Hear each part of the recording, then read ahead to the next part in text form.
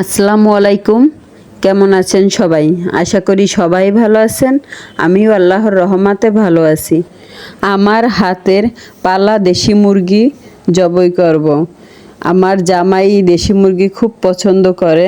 এই মুরগিটা ডিম পেড়া মুরগি, 5-6টা ডিম পেড়ে আর পারতে আসে না। যাই হোক, এটাকে আজকে জবাই করে দিলাম। আর আমার মেয়ে তো মুরগি পালা খুব পছন্দ করে। ও তো নিজে মুরগির খাবার দিবে। যাই হোক, ও এখন ঘুমিয়ে আছে। আর এই ফাঁকে আমি মুরগিটা জবাই করে নিলাম, কারণ ও দেখলে মুরগি জবাই করতে দিবে না। বাচ্চা মানুষ কান্না করবে। আজকে আমার জামাই বাসায় আছে, তো সেই নাকি আজকে রান্না করবে। আমি তাকে সব কিছু গুছাইয়া দিব। আমার তো মুরগি বানানো শেষ। আমার জামাই এখন লাউ বসাই দিছে। তারপরেও আর এক চুলায় করল্লা ভাজি সেটাও বসিয়ে দিয়েছে।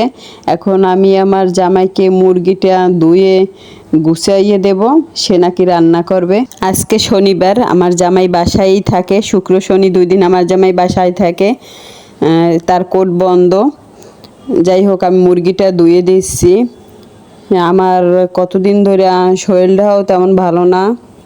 রাত্রে জ্বর ওঠে, তারপর কয়দিন পর পরে গালে মানে ঠোঁটের কাছে ঠোসা পড়ে, জট্টোয়া যেটাকে বলে।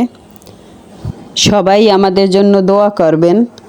আর আমি নতুন ভিডিও বানাই, সবাই আমার পাশে থাকবেন। ইনশাআল্লাহ আমিও আপনাদের পাশে থাকব। আর যে যেখান থেকে ভিডিওটা দেখছেন, ইউটিউব থেকে দেখে থাকলে সাবস্ক্রাইব করে আমার পাশে থাকবেন। আর ফেসবুক থেকে দেখে থাকলে ফলো দিয়ে আমার পাশে থাকবেন। আর আমার জামাইয়ের রান্না করা শেষ। সে 2 পদ তরকারি রান্না করে, এখন বলতে আছে তুমি রান্না করো। সবাই ভালো থাকবেন। দেখা হবে নতুন কোনো ভিডিওতে। আজ এ পর্যন্তই। আল্লাহ হাফেজ।